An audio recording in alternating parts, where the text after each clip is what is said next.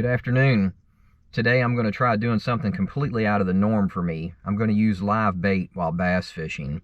I have a handful of shiners left over from a recent fishing adventure. I picked these up from a local guy by the name of Schott. He runs Schott Bait and Tackle. He's awesome. He does a great job of supporting the local fishing scene. Check this guy out. I'll leave a link in the description. I'm going to use these shiner underneath of a float. That's going to enable me to jig fish with my other pole. I'll have a 3/4 ounce green pumpkin jig on there. I'll also be running a Pit Boss green pumpkin trailer with green flake. So, with that being said, let's get out here and let's get at it. All right, I'm gonna cast this shiner out to the opening here.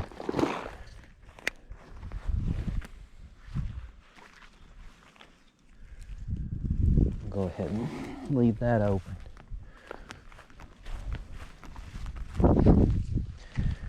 And I will jig fish this bank here.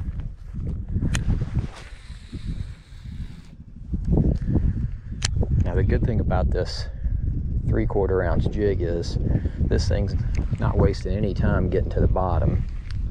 So you can really hop this thing along without having to wait for this thing to fall and hit bottom. So we're making short hops here, but we're still keeping it on the bottom.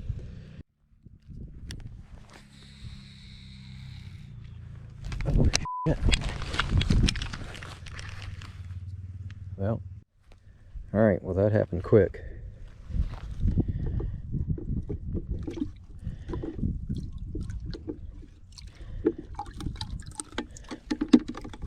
Yeah, I just happened to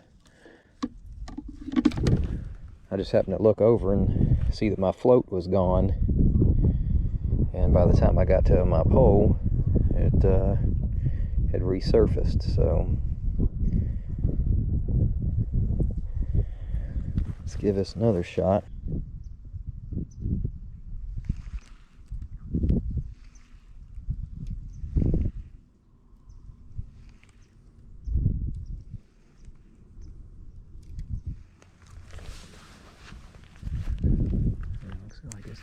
There we go. Oh man. Huh. Well, I don't quite understand that. Pulled that bobber all the way under.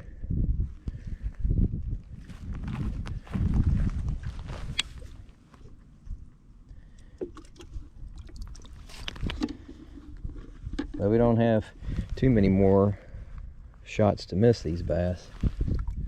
They're gonna be out of shiners.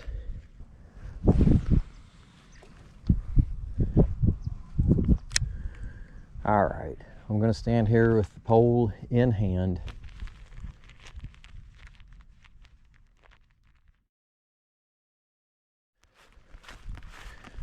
This corner looks like a pretty juicy spot to drop this shiner in there.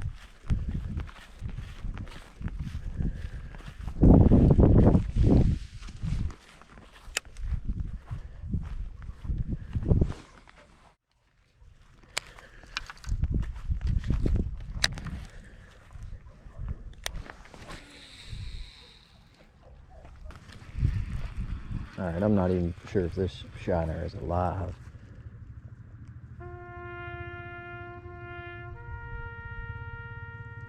And he appears not to be.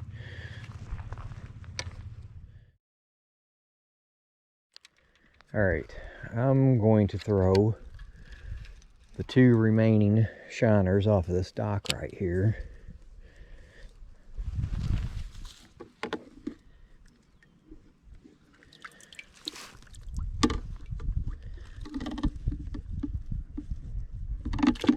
That way I can quit carrying this bucket.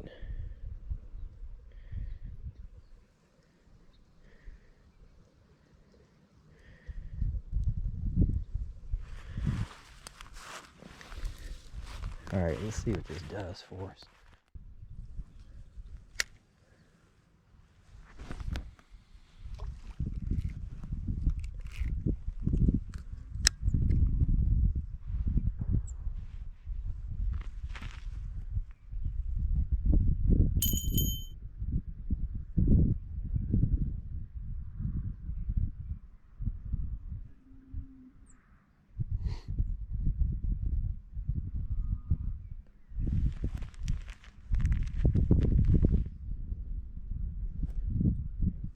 Here we go.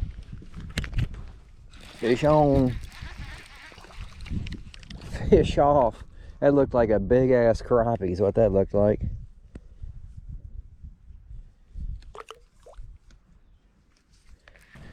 Man, that looked like a, the last one I hooked into looked like a big old crappie.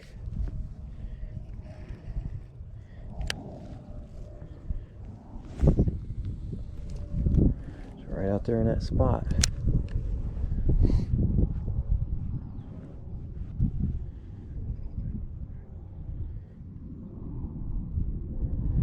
He didn't really seem to put up much of a fight. Of course, he is on a, you know, a bait caster with some 14-pound test line. Here we go again.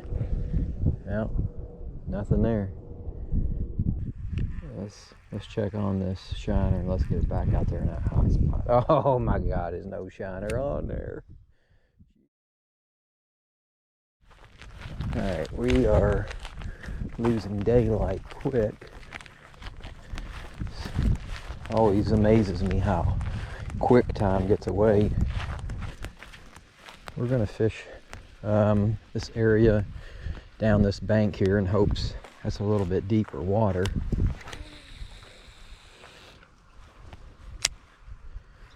And in definite hopes that we find something that's just ready to clobber this jig. This right here seems super shallow, which doesn't surprise me.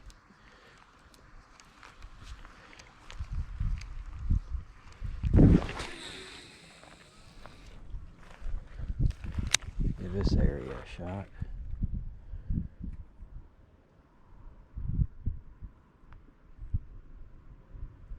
Yeah, so this definitely seems deeper.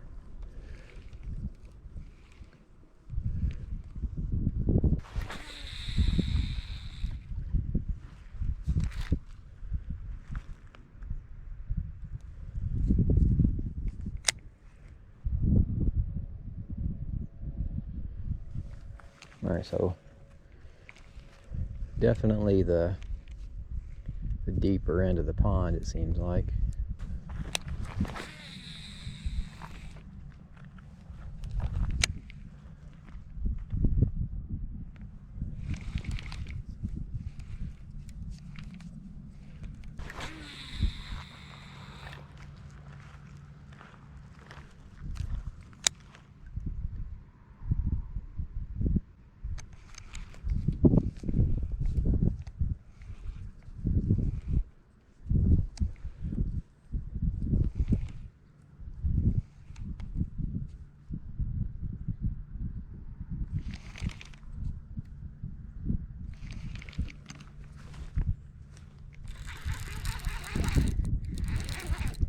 There's one right there. And it feels like a good one.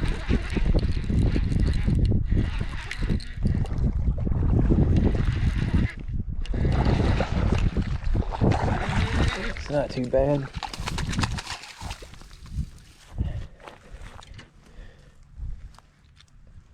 Probably 2 pounds. Oh no, that's 3-pound bass there.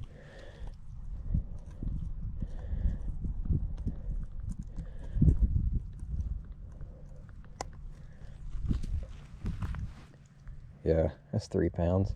Let's go get a weight on him. Alright, ran all the way over here to the other side of the pond. Of course, I am the worst about taking my scales with me. Let's get him on the scales now. I'm guessing he's going in at 3 pounds.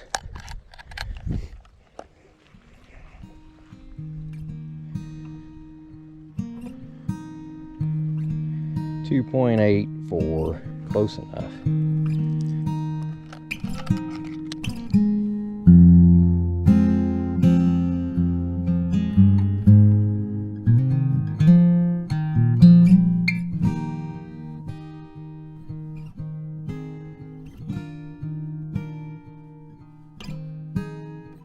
Alright, so I really wasn't expecting that. It's getting really late in my fishing adventure. I'd only had bites on the shiners up until this point, and I was kind of fishing this last little corner before I decided to head out. I've got limited daylight left, and I really didn't even feel him pick it up. I've been jigging, kind of speed jigging across the bottom, so I'm just hopping this lure, and it wasn't like he clobbered it.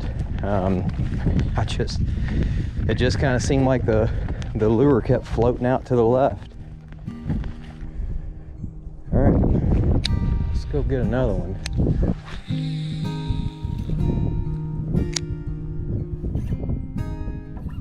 That actually seemed to be in a more shallow